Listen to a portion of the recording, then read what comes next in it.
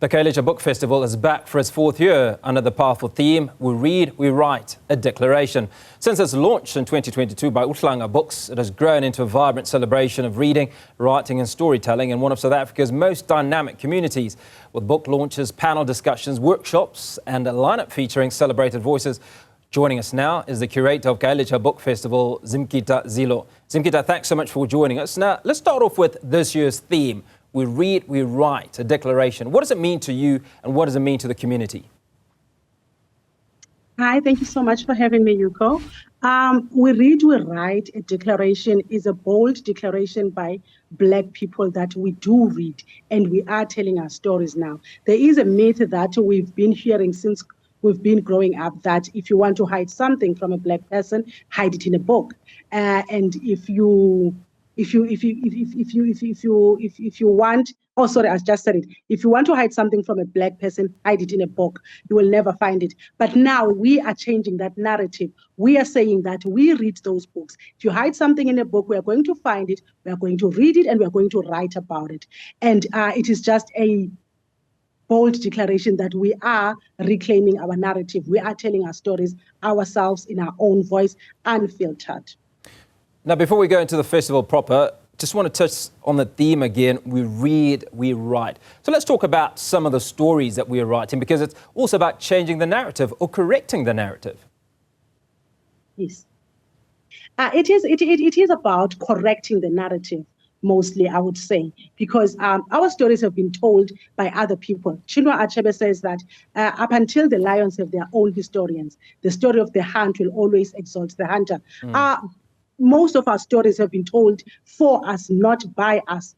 And we are changing that. We are sort of saying, we want to tell our story. We want you to hear it right from our mouths and from our lived experience. So that is what it actually means to say that we read, we write, a declaration.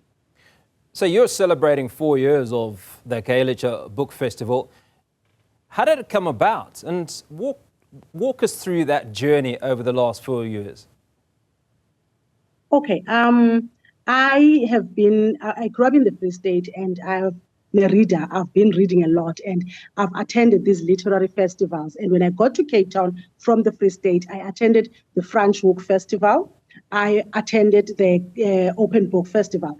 And in both of those instances, I felt like I needed to be represented more. I needed to see people, I needed to hear people that tell my story, people that speak to things that I relate to. And I wasn't finding that. And I became a publisher in 2020. I started a publishing house, Uhlanga Books. And I took my authors there, and most of my authors are African and they are from the township. And I took them to the Khayelitsha, to the Open Book. And I could see that everything that was said there was pitched above their voice. I could see that they did not feel celebrated. And when we came back and recouped, they said that they didn't feel like they belonged. They didn't feel like people, if they were to tell their story there, their story would have resonance. People would understand what they're talking about. And I thought, okay, I don't have to wait for someone to do it. I must do it. So 2022, we started with our first installment of the Khayelitsha Book Festival. It was a pilot. We didn't know what we were doing. And we did it. We just started with our authors that we had and we called the community and people came through. And when we did the second one, we in fact needed a bigger venue because people were interested. People were starting to say, we want to hear what people are saying. We want to read what people are saying. We want to write about our experiences and we need this space. We value this space. This space speaks to us. We belong in this space. And that is how it started. And it's been growing ever since. Zimkitha, I'm encouraged by your words. You said you didn't know what you were doing, but you still went ahead and you did it, which is absolutely important. Now, it leads to my next question, which is how do you curate the program to balance established authors with new voices from Khayelitsha? Because the fear is always is, who's going to listen to my story or how do I package my story? The balance, the Khayelitsha Book Festival is about celebrating the marginalized voices. So mostly we bring in those people that are thinking, no one wants to hear from me, no one cares about what I have to say.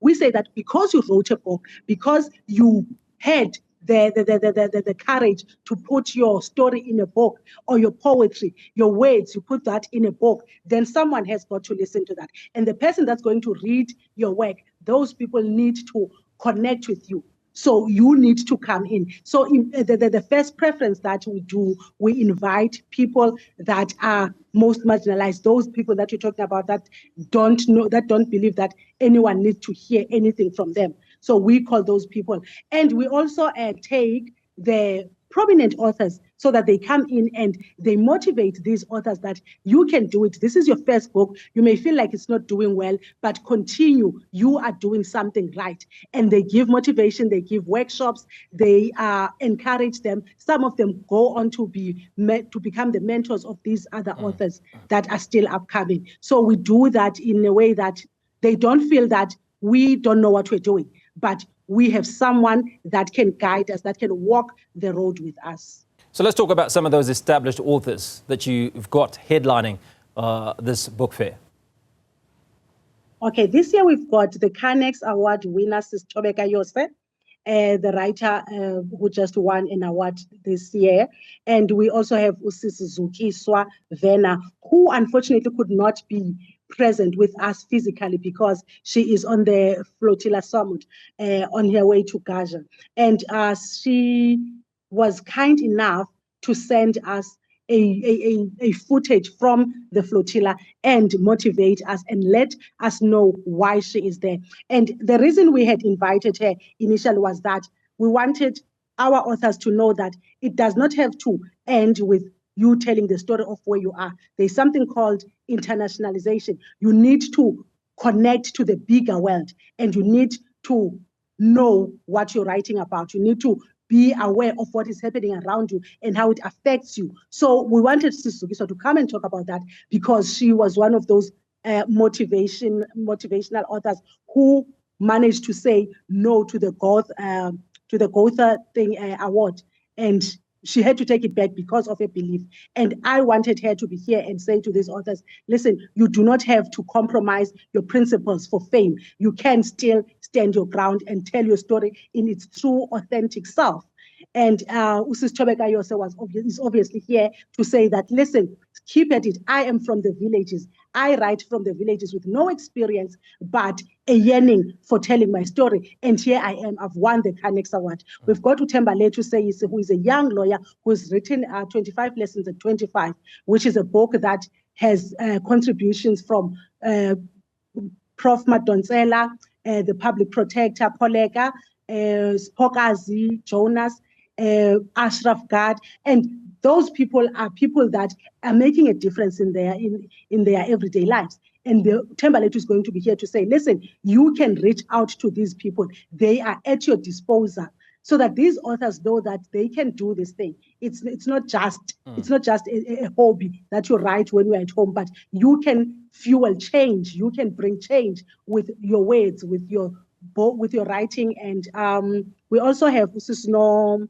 Mpumelelo, who is an author of the Gamata series. It's a children's book in indigenous languages that speaks to the global warming. It speaks the environmental series specifically teaches children how to take care of the environment so that they can preserve it further. So those are the things that we want the community to know, that these things happen. Everyone is like in the township, a global warming, that is far-fetched from us. We don't know what is it about. But when you bring someone to say, this is global warming, it is real, this is how you can teach your child to take care of the future, then it becomes practical and it becomes something that they stay with for the longest time. Zimkitha, as we wrap, one book every young person in Khayelitsha should read this year? Every young person should read The Bus People by Thumile Sali. Bus People by Thumile Sali. It tells the authentic stories of Black people, and it does not tell them from a point of being pitied, but it tells them from a point of being motivated. It tells it from a point of empowering. So please read The Bus People by Thumile Sali. All right, and that's really that conversation. Zimkitha, I appreciate your time. Thank you so much for speaking to us. And congratulations on year 4 of the Khayelitsha Book Fair. And for young people, the Buzz People by Thumile Sani is something that you need to get your hands on.